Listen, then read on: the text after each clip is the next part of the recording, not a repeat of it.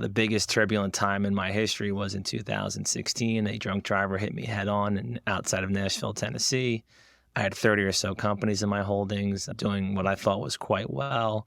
And that was the first domino where I began to lose everything. So my whole world turned upside down. I realized I was the glue for everything. If you took me out of the equation, there was nothing there to keep things going. The executives I had in place were not the right people. The support I had in place was not the right support. So once again, like I mentioned before, I turned someone almost killing me into a positive where I'm glad she hit me because she could have killed somebody or ruined the family. I'm still here. And she forced me to change my entire model, which took me many years to do. I had to rebuild with less than nothing. I didn't file bankruptcy. I worked with all my creditors and debtors and worked out a plan to say, hey, listen, this is what happened. I'm going to come back. I've done it once before. I'll do it again. And I've learned that there's always a solution and life will throw everything they possibly can at you. And there's always a way to overcome it. Yeah, yeah. Thank you.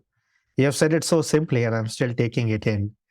And the enormity of and the duration of what you have just shared, right? So I want to ask you, right, with that accident, it's in hindsight, it's easy to say I'm grateful for like what that created for me. But in the short term, when it was happening, can you share how it felt and then how you overcame it and how that learning then led to those changes in the future? Yeah.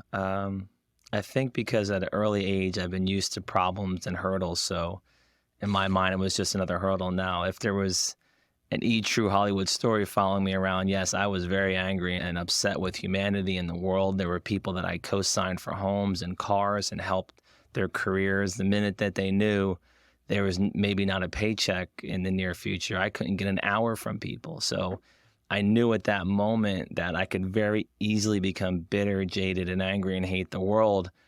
But I also knew a second later, well, what the hell is that going to do? And how's that going to help me fix this? It's only going to add more problems and more issues that I need to overcome.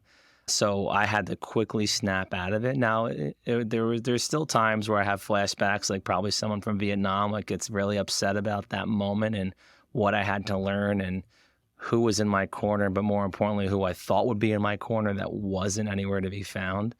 And yeah, I'm going to keep using the word grateful. I'm glad that I didn't need to rely on anybody to fix it. It was ultimately kind of my issues that I had to figure out. It was the structure I put in place that when that moment happened, it was the wrong structure. Now, if it happened, these things move on without me, which, is kind of sad to think about, but it's good because I'm a key component, but they're in motion and there's the right support and the right leadership and the right strategy where I'm not that necessary glue. But yeah, hell, I was very angry, very upset, very resentful at moments. But they were flashes because when it happened, it was just a quick flash. And I said, I got to keep moving. I can't focus on that. That's not going to help me make money. I believe one of my unique abilities is to connect with people, my light, the way that I generally like people and